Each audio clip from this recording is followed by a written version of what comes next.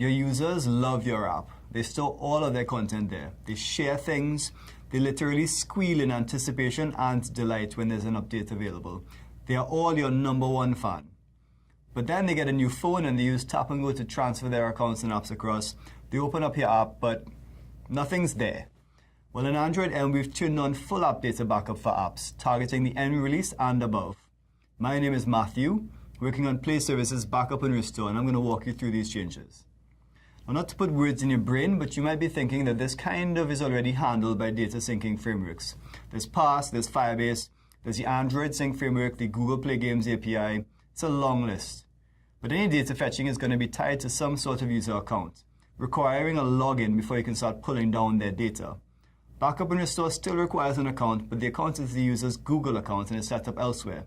By the time the user enters your app, their data is already there. And then they still need to consume any welcome screens and re-accept any terms of service. When an app is restored from an ancestral device, all of the persisted user state that existed on the previous device will now exist on the new one as an exact duplicate. If you're smart about what configuration you persist and how you persist it, you can drastically shorten your app's out-of-box flow. The most powerful part of this is that once you build your app against the MSDK, it will just start backing up. Let's pause for a moment to let this sink in. It means that with no further effort, as soon as you download the mDeveloper SDK and rebuild your app against it, your app will start backing up.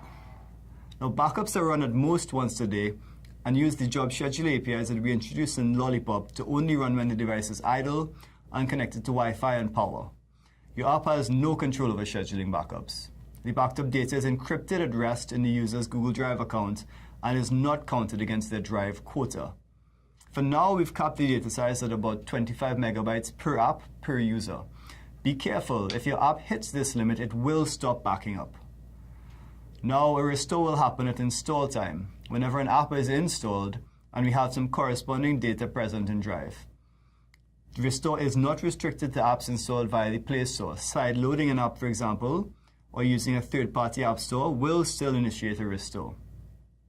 Whatever connection is used for the app download is also going to be used to download this extra restore data. Alright, we've covered that all apps targeting Android M will automatically start backing up with no further effort from anybody. Let's cover how to opt out. If you don't want to use the feature, you can add the application attributes allow backup false to your manifest. Okay, now that all the lamos have left to go disable backups, let's get to the cool stuff. For example, what not to backup. It's not a good idea to backup certain pieces of data, for example, user credentials or device-specific tokens. Let's look at Google Cloud Messaging. When you register your app with the Cloud Messaging backend, you get a device-specific ID that your server uses to push notifications to that specific device. If you try to restore this ID onto another device, it just would not work. Or rather, it would work, but your server would just not be able to send any messages to this new device. So you really have to be careful. Think about the data that you're persisting to disk, and think about how well it carries over to a completely different device. We've made it easy to exclude data that you might not want stored in the cloud, or that doesn't make sense to restore across devices. You add a manifest flag that points to an XML resource file. The XML file is easy. It's a series of include and exclude tags, each of which specifies either a directory or a file, along with the domain that the data belongs to. An exclude tag is how you would specify that you want to ignore a specific file or directory. By default, the backup set is produced reductively. That means you start with everything and then you strip things out with excludes. Take this example. This is saying that I want to back up my entire data directory except for the device info database. Now, in some cases, it's kind of inconvenient to have to enumerate every single thing you want to exclude. So there's also an include tag.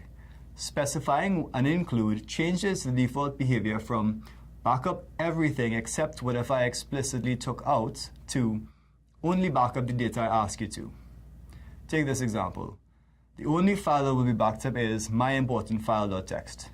In other words, having an include tag changes the backup logic from being reductive, where you start with everything and remove, to constructive, where you start with nothing and then you add.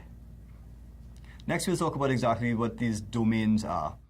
Anytime an app creates a file, it doesn't go into the app's root directory, but rather it goes into some files directory underneath.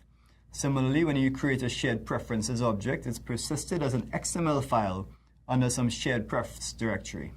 Same is true for databases and externally mounted storage. Finally, you can also manipulate data that resides within the root directory of the app. When specifying the data that you want to include or exclude, you have to tell the backup manager what domain it is, or, put equivalently, which directory to look in. Alrighty, so hopefully at this point you're thinking, this is so cool, and setting it up appears pretty simple, but it's a little opaque. How do I know my data is properly being backed up? What happens if my XML is badly formed? How can I assure myself that this thing is actually working? We have some more resources to help. I won't get into the details in this video, but if you're interested, look at the video description for instructions to turn on verbose logging within your app, as well as how to manually initiate your backup and restore, and a pointer to some sample code. Okay, this has been fun, and with luck, if at any point during this video you were worried about being backed up, you're now sitting more comfortably.